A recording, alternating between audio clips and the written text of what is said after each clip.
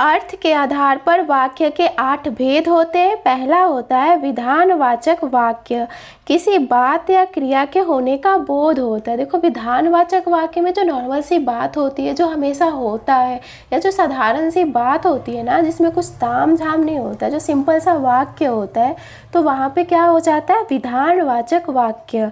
जैसे देखो चीनी मीठी होती है, वर्षा हो रही है, सूर्य पूरब से निकलता है। निषेधवाचक वाक्य मतलब निगेटिव जो सेंटेंस होते हैं, जहाँ पे नहीं ना होता है, वो हो जाता है निषेधवाचक वाक्य।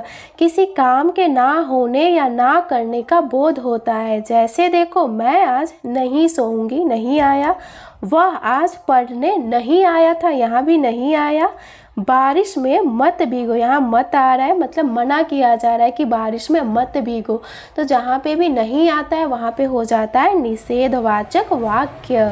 प्रश्नवाचक वाक्य, नाम से ही लग रहा है कि प्रश्न पूछा जाता है। जैसे क्या तुम खाना खाओगे, क्वेश्चन मार्क भी है, प्रश्न पूछा जा रहा है, तो हो जाएगा प्रश्नवाचक वाक्य। तुम्हारा क्या नाम है, प्रश्न पूछा जा रहा है। आज्ञावाचक वाक्य, आज्ञा, आदेश, निवेदन, प्रार्थना आदि का बोध होता है। जैसे देखो कृपया मेरी मदद करें, यहाँ पे क्या किया जा रहा है, निवेदन किया जा रहा है कि कृपया मेरी मदद करें। हे प्रभु सबकी रक्षा करो, तो ये क्या किया जा रहा है, प्रार्थना किया जा रहा है कि हे प्रभु सबकी रक्षा करो। इधर आओ, आज्ञा दिया जा रहा है, आदेश दिया जा रहा है कि इधर आओ, तो यहाँ पे हो जाएगा आज्ञावाचक वाक्य। विस्मयादिवाचक वाक्य, जिसमें आश्चर्य, शोक, घृणा, हर्ष आदि भावों का बोध होता है ना, वहाँ पे हो जाता है विस्मयादिवाचक वाक्य। और इसमें आपको ऐसा विस्मय सूचक चिन्ह दिखेगा।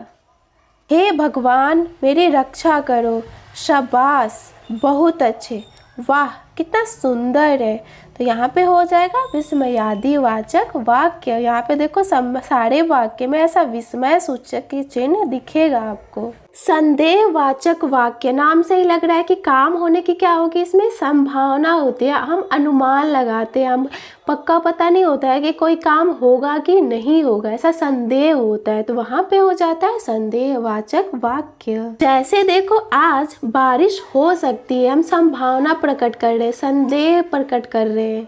जैसे देखो आज बारिश हो सकती है, हम क्या करें, संभावना प्रकट करें, अनुमान लगा रहे कि आज बारिश हो सकती है। ऐसा भी हो सकता है कि बारिश नहीं भी हो सकती है, लेकिन हम संभावना प्रकट कर रहे हैं, अनुमान लगा रहे कि हाँ आज बारिश हो सकती है। उसने पढ़ लिया होगा, हम अनुमान लगा रहे कि हाँ उसने पढ़ लिया होगा। वह चला गया होगा, यहाँ भी हम अनुमान लगा रहे हैं।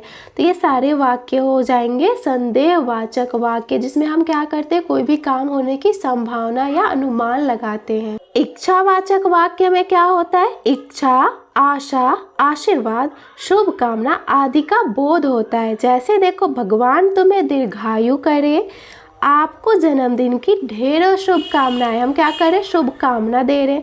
तुम हमेशा खुश रहो, हम ऐसी इच्छा प्रकट कर रहे हैं, आशा कर रहे हैं। हम किसी को आशीर्वाद भी देते हैं तो बोलते हैं ना कि तुम हमेशा खुश रहो। तो ये सब कौन सा वाक्य हो जाएगा, इच्छावाचक वाक्य। संकेतवाचक वाक्य में क्या होता है, एक क्रिया का पूरा होना दूसरी क्रिया के पूरा होने पे निर्भर करता है। जैसे देखो अगर बारिश होती तो फसल भी अच्छे होते, तो फसल का अच्छा होना कौन सी क्रिया पे निर्भर कर रहा है, बारिश के होने पे। मतलब क्या हुआ, जो फसल का अच्छा होना है, जो एक क्रिया है, वो दूसरी क्रिया बारिश के होने पे निर्भर कर रहा है। यदि तुम मेहनत करोगे तो अवश्य ही सफल होगे।